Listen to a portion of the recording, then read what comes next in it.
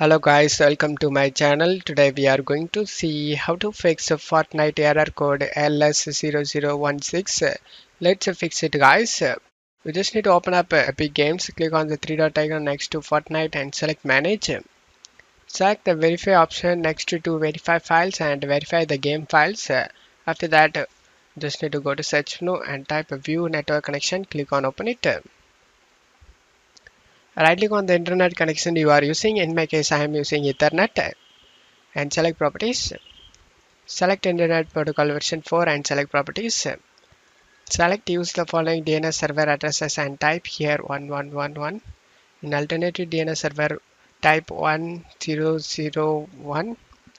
Click on OK to save changes and just to close stuff here. And go to search menu and type cmd. Right click on the command prompt and select run as administrator and select yes.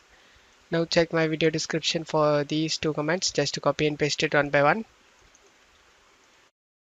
After finishing both commands, we just need to restart our PC. After restarting our PC, your problem should be fixed.